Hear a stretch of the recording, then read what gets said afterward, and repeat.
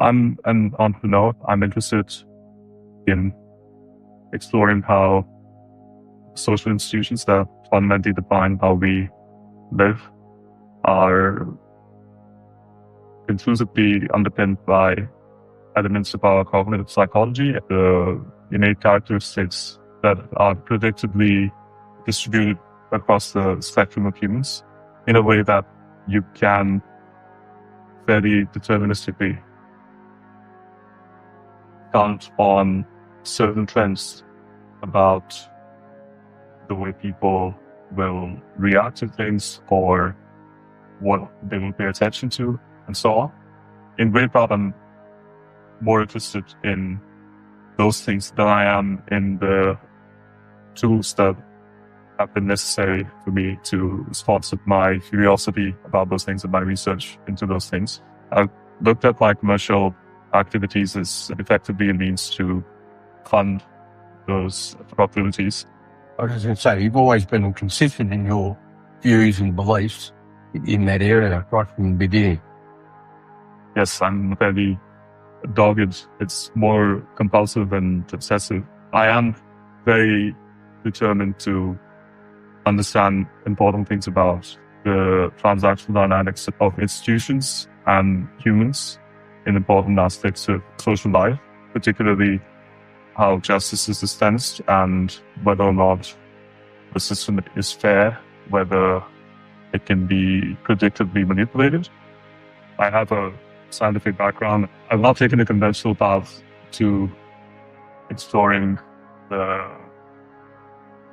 areas that interest me, even though they're fairly technical. They certainly benefit from affiliation with academic institutions. What I've wanted to do, it looks at the practical end of the tendencies that are explored academically. Firstly, did not think that I would have the control that I needed if I pursued those things academically. Secondly, I've always been very restless and impatient in terms of satisfying my personal knowledge and progressing at my own pace. What I've been really interested in is exploring how access to courts and access to justice, in effect, can be democratized and can be rid of some of the impediments which are completely unnecessary in this day and age, which effectively ensure that a large proportion of people will never get justice. I've said this and repeated, the best way of getting a just outcome, or the most reliable way as a matter of probability, is to insert electrodes in people's brains to extract information and then put it through a system that applies the law algorithmically. You laugh, but the fact is that the amount of inconvenience and cost people go through in the court system, they lose everything along the lines. The actual risk, or statistically, the overall loss associated with that process would be negligible. And there will be far more predictability, and it will get rid of lawyers entirely. We have the technology to do that now, but I think there's a psychological discomfort with it. I think it's important for you to stress that you actually do hold the law in high regard in respect of, I know that you have a number of issues with it, but in itself, you have respect for the law. I don't have any issues with the law. No, do people perceive you as being someone who is anti-law or against the system? Okay, I didn't know that. It depends on which tabloid you read. Oh, I've seen you. I know what you think. People like me cannot live without the law. I am fundamentally very difficult. I'm very opinionated. Most of my life is about offending one mob or the other. I rely on the law to basically function. That's how I've always been. Even when I criticize people that have important positions in the legal system, I do it in the confidence that the law will protect me because I'm not doing anything wrong. My confidence in that transcends my belief or faith in the goodness of people or the competence of them, especially. I think it's important to understand also that my understanding of the law or appreciation for it is largely academic rather than practical, in the sense that I'm not a lawyer, as a lot of people like to repeatedly point out, not one by choice, because I do not like the way the profession effectively commoditizes matters of philosophy and knowledge. And I think that's what the law is about. It's about the right argument winning. It's about the passion with which people advocate for things. I'm not really advocating for people. I cannot serve any particular person's interests. I'm very independent, and I believe in causes. I support people in pursuing those causes. But I can never, for instance, help someone make a deal so they get personal benefit out of concealing the truth about something that is in the public interest. All of those things mean that I'm compatible with the way a lot of matters of right and wrong are monetized, the profession. I think ultimately that is the argument for machines taking over. The absurdity of the Civil Procedure Act, or the civil procedure legislation globally, started off with the problem of large institutions and resourceful institutions effectively denying people justice by perpetually raising procedural technicalities to deprive people of a quick, when I say quick, I don't mean approximate, but Sounds like someone we've been dealing with recently. but an unimpeded access to the court so they can have their matters determined, so people don't abuse the possibility of getting adjournments and so on. Ironically, people have started exploiting that now. The same people that this was supposed to stop have now started using it to effectively say that it is too cumbersome or too time-consuming for certain matters to be resolved by the court in a way that is reliable. It's a very predictable chain of reasoning, which ultimately culminates in using what I was talking about, because if you start prioritizing expedition to the point that some people are being driven out of the courts to get their issues ventilated, and especially when the government does it, which is the case with the Victorian Legal Services Board, you see a lot of lawyers that we talk to basically talking about taking the law in their own hands and doing things that are completely antithetical to what they're supposed to stand for. But I don't think that they're necessarily against the concept of the court system the way it exists conceptually. They just don't have any faith in the physical manifestation of it in the form of the courts that have basically refused to hear their claims with an open mind. I think it's a predictable chain of events where you completely lose faith in human judges, or you lose faith in the concept of the justice system as it currently is. Even though people will become more comfortable with the concept of machine judges at some point in time. And when I was talking about the application of software, I was fundamentally talking about the software applying the law as it is. But with time, even though people get more comfortable with it, I strongly believe that humans will always be involved in judging because they bring aspiration and they bring idealism. Not all of them. I think most of them are actually an impediment, but you have to give everybody a chance to get to the few people.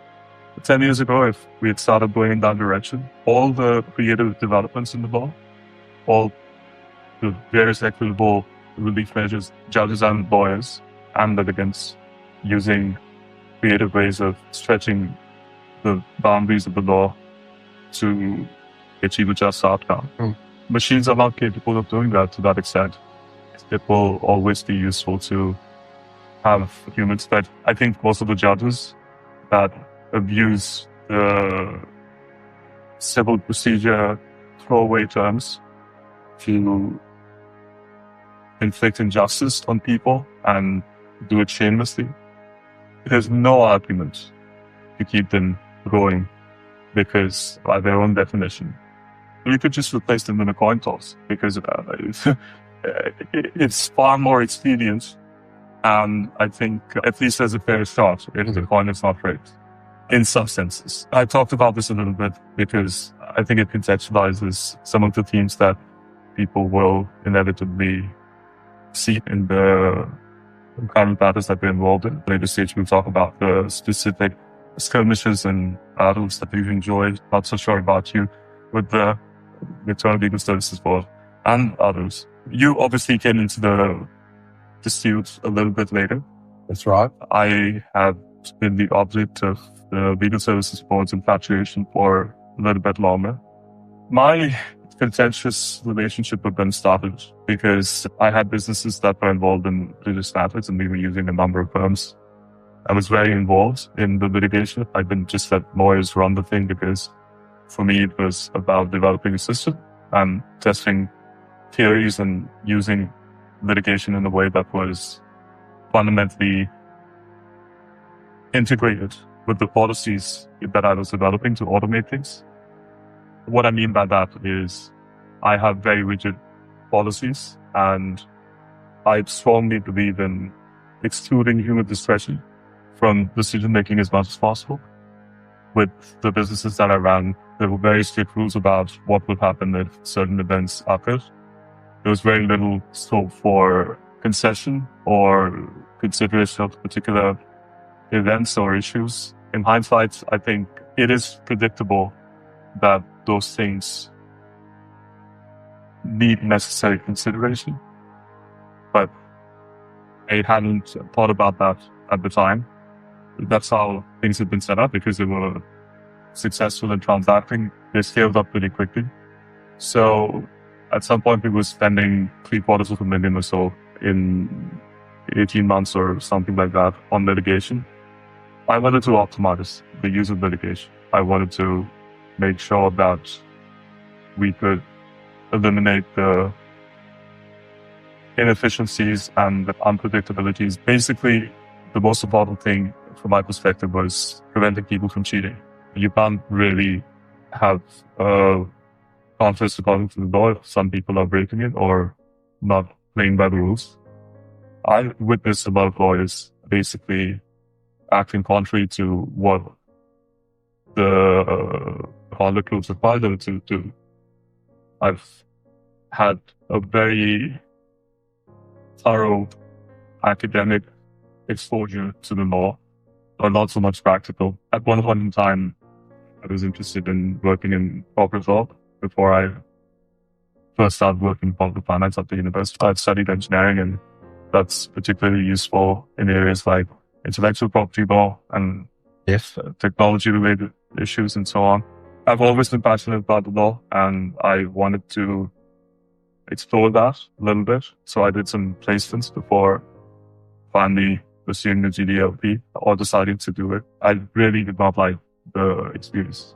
I understood very early on that, especially if you're working at a large firm, you're basically going to be doing a lot of groundwork for several years, and I'm not capable of that, which is why I didn't go into research.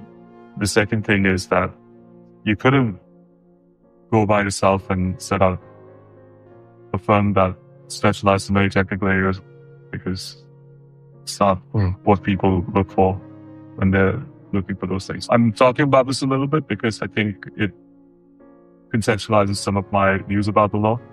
So the next thing I tried was criminal law. Very briefly, one of my friends at university basically recommended that I try that because there was a lot of administrative law involved in criminal law. So I did a brief internship, and what really shocked me, first of all, was that in the courtroom, prosecutors and the defense lawyers were addressing each other as my friend. And I thought this was unholy. It was so shocking to me. My only experience with the law was American drama, and I really wanted to give them some education about how they're supposed to treat each other. In all seriousness, I thought that it was fundamentally problematic because when people are friendly with each other, they're naturally affected by a need to maintain that relationship.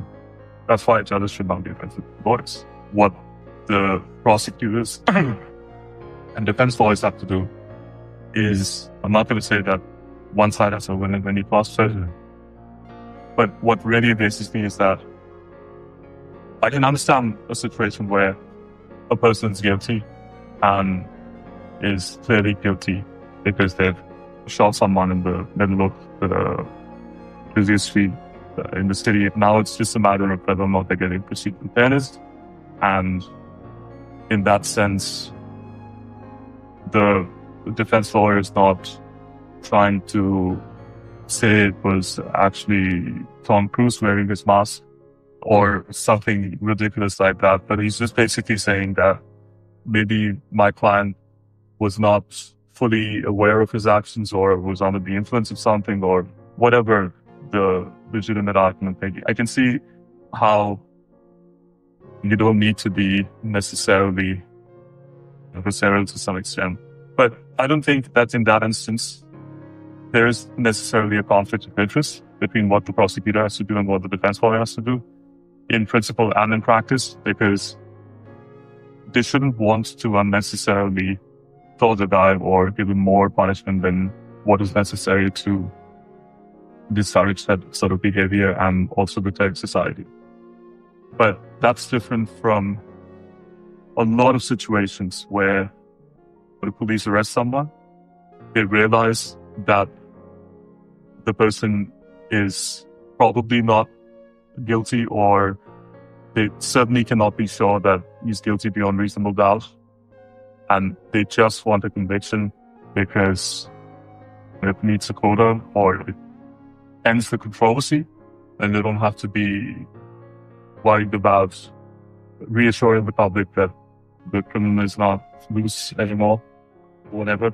And they're basically trying to make a criminal out of someone who they cannot reasonably argue this down what they're accusing. Do you have first-hand experience of that? Yes, but it's because of my strong views that I have experience with that, actually. It's good that you introduced it because I don't have to talk in the abstract, which is convenient. I became a pain in the ass of some public officials, and if they could only criminalize being pain in public officials' asses, they would have had an easier time to getting me convicted. Unfortunately, they couldn't. So they accused me of a bunch of things, but mostly creating trouble for government officials in the sense of making them do their job in very demanding ways, getting provocative. I was prepared for a number of outcomes. It wasn't just reacting in the moment. My whole thing is then documenting corruption and basically privately developing conceptual frameworks, things that people do at university, but obviously not in a practical sense like the way I do it. I've been interested in studying corruption and how it progresses from a conceptual perspective, what things in humans make them vulnerable to engaging in corrupt conduct, and what checks and balances can be used to prevent that at a conceptual level and at a psychological level. Then hopefully those insights can be used to inform the way systems are designed to prevent that sort of behavior. I can accept that I make their life difficult by being who I am, by wanting to enforce standards which I think philosophically should be enforced, and other people may have a different prioritization of things.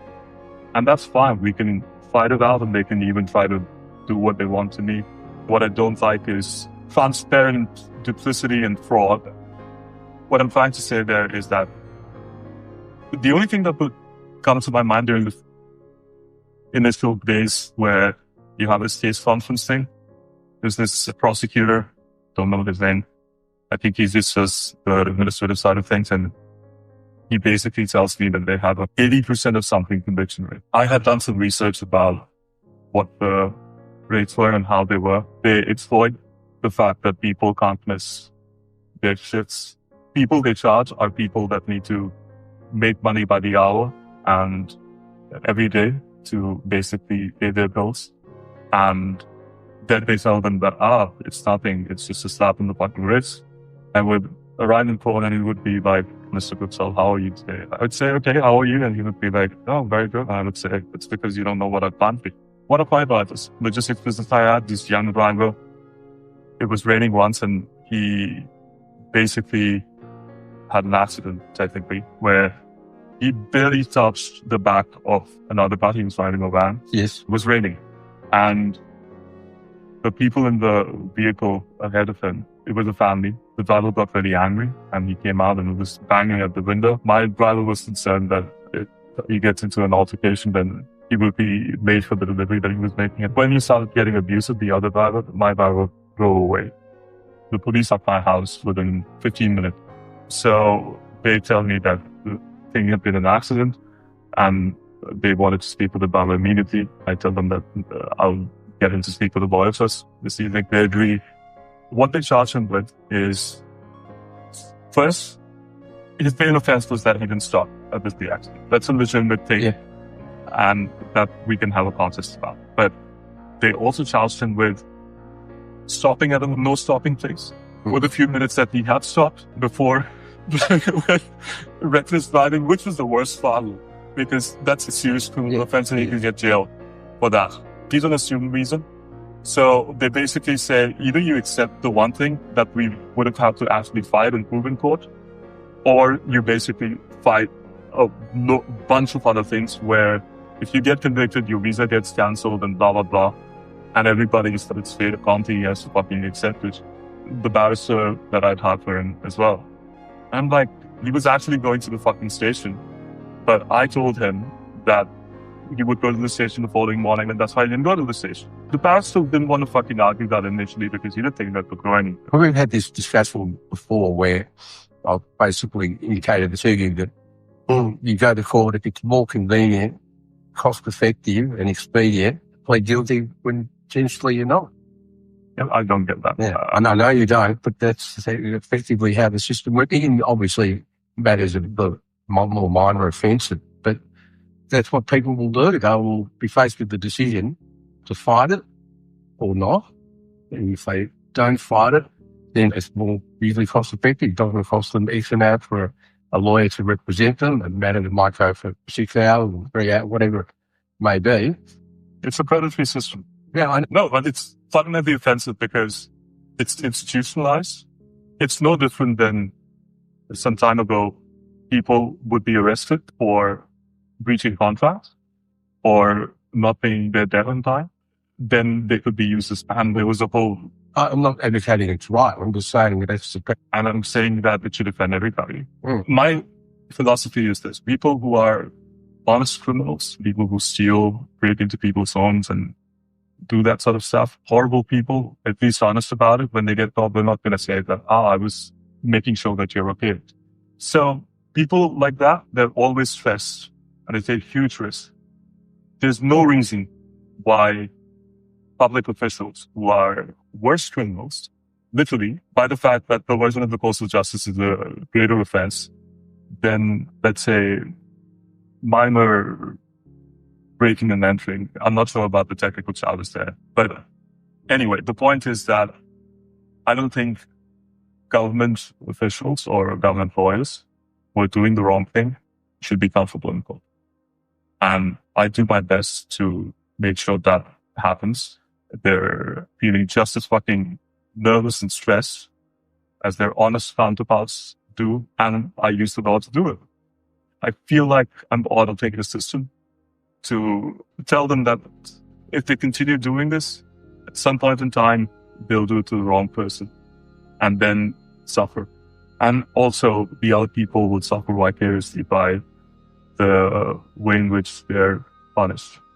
So that's what I don't get about the whole friendliness. One side is accusing the other in most cases, knowing that they're just doing it as a fucking game.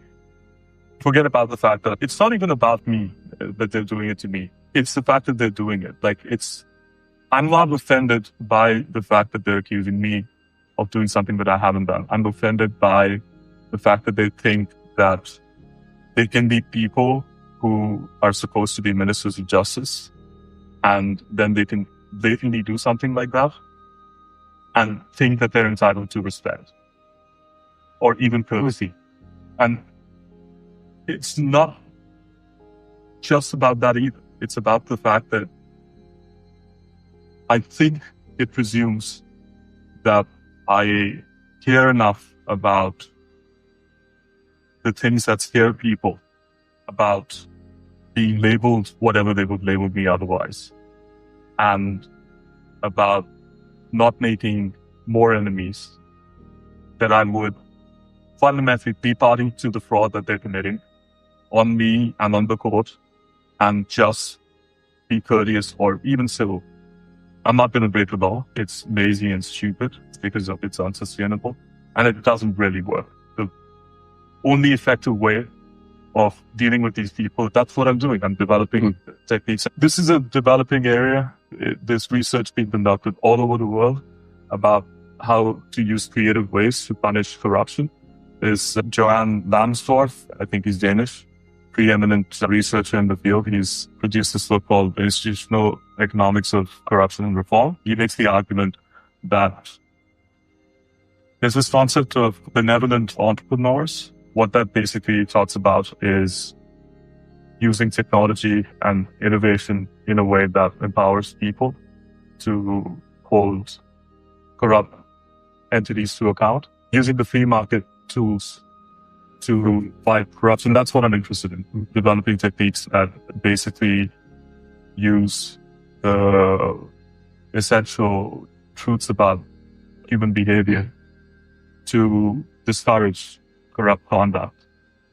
And I think we've been pretty successful in that. When I first met you and came on board, I think there were 6 police matters you've been charged with. I've seen the internal police email that we're going to do everything we can to get rid of him and get him kicked out of the country. I've seen it. Basically, of all those matters, in the end, all the charges were withdrawn after protracted. Yeah. And the thing is, they were withdrawn despite my best efforts to keep the. I think you're the only person to actually say, no, I want this matter heard in the county court.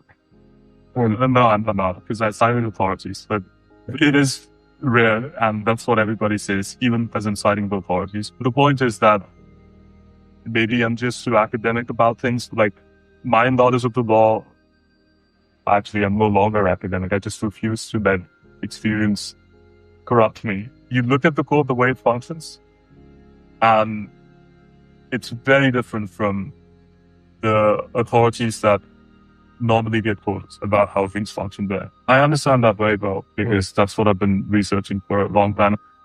I've understood some practical aspects of it too, but it's not an inevitability like a lot of people say. It's not something that cannot be overcome. Sure. Within my time, I've done a lot in terms of achieving that. And when the dust settles, people will realize what things have been done and the precedents that it sets. I don't want to digress too much from what we want to talk about, so we'll discuss that on a different occasion. As I've discussed, I was interested in exploring the way corruption works, and what I had ultimately decided was to be very inflexible in dealing with government entities. I have developed a protocol where the idea was to create a system that effectively neutralized the ill effects of dealing with or of being forced to deal with corrupt public officials, the hypothesis that I developed, I had to test. So what we would do at the businesses that I owned was that if we identified a situation where the specific government department that we were dealing with was being unreasonably preemptive in terms of jumping to conclusions or something or the other, we would exercise our right in a way that was completely strict, and we wouldn't give them any concession, which would enrage them. We would do it in a predictable way after learning about how the system works and what they will need to do to get authorization of this and that. So the idea was to effectively provoke them in the sense that people in that situation would think that, how dare he? You do not know that we can do this to them or that. And then understanding what they will need to do things properly, then figuring out what they're likely to circumvent and skip because they're fundamentally doing the wrong thing. And then later on telling them that we had taught them. So that is what I was developing in terms of a mechanism to propose to people as a theory of neutralizing corrupt tendencies, where the Victorian Legal Services Board fit in. It's an extension of the same thing. The law is full of paradoxes. I like to explain it as the profession having a noble heart but a wicked mind. All the principles that are developed by people that are idealistic or passionate about stuff, they said the theory of how things should be, then all of that gets perverted, distorted, and abused. Like the Civil Procedure Act, it starts off with a noble notion that people shouldn't be able to just delay and take things around the thing. And then there's a legal writer that I have particularly appreciated. His name is Grant Donaldson. He's a barrister in Western Australia. And he said in a book on declarations that, I'm paraphrasing obviously, but he said that besides policy consideration, judicial discretion is perhaps one of the most abused terms because basically it's a catchphrase for judges who are too lazy or they have improper motivations. And what they cannot explain or justify, they say it's discretion. Humans know when dogs are happy, when they are hungry, and so on. We can't speak the language, but we read body language. And it's the same with the judges. Soon enough, there will be people arriving in court with spatial thermometers. They can check the temperature of judges. There'll be artificial intelligence aided tools. And you could, in the not so distant future, understand physical patterns of behavior, which correspond with spike in particular biometrics. You could, from that, ascertain in real time whether the judge was lying or not. And why should it not be like that? Because they are dealing with life and death. And the whole point of all of this is that they're supposed to be selfless and completely dedicated to what they're doing. So you should be able to physically monitor their vitals to come up with patterns of measurements, to understand their attention and whether or not they're having an infield thought while they're doing the thing. If they can't do that, then they should be replaced by machines, because the only humans that are worthy of that burden are people who are genuinely dedicated to doing the right thing. I never understand the whole concept of our judicial immunity is necessary for making sure that judges are not afraid, because firstly, they should be afraid of breaking the law. That's how humans function. Anybody who's not afraid will do the wrong thing. It's just inherent. It's not that a certain part of the species was specially designed to be a judge. Everybody is the same. If you are not scared of consequences, then you will abuse your discretion. That's the first thing. The second thing is that if you can't sue judges, there is no accountability. Everything else is a farce, because the whole argument that the government can hold them to account and so on, all of that presumes that the government would want to do that and that people will have some agency over their government if they don't. But the fact is that, like, we have a judge, Justice Peter James Gordon, who's basically been caught engaging in ex parte, not technically ex parte, but because it was just before the proceedings started. But he complained privately to the Legal Services Board about me shaming him for not knowing the Evidence Act and some other things. I've developed this concept of shame basically being, in terms of evolution, a tool that makes people feel uncomfortable because what they're doing is they're prioritizing their immediate interest at the expense of something that will hurt them in the long run. For instance, destroy their standing in the community and so on. So then they feel embarrassed. Shame, that's an evolutionary mechanism to stop people from doing something that may seem good immediately, but ultimately is not in their best interest. Shame is a constant feature of what we're doing because I try to use it effectively in the context in which the academics who are currently investigating corruption are developing tools like Johann Langsdorff. He came up with the concept of the invisible boot of the market to basically come up with strategies to create conflicts of interest between different members of an enterprise to drive them to betray each other and so on. What I'm saying is that there's a part of shame that I personally experience in all of this, which comes from the fact that I enjoy this. There's a lot of risk and stress and so on, but biologically and the way I am, and I like competition, and I like being committed to something when life and death are involved. I like that aspect of it. And also I like the fact that I'm doing something important, and if I'm successful, it'll change things considerably. But my family, people like you, close to me, who supported me, the way you all have suffered that brings shame to me when I enjoy what I'm doing. I know that it's not something that anybody else appreciates like I do, and it's not something that you would have wanted. And also, I didn't think that it would get to this point.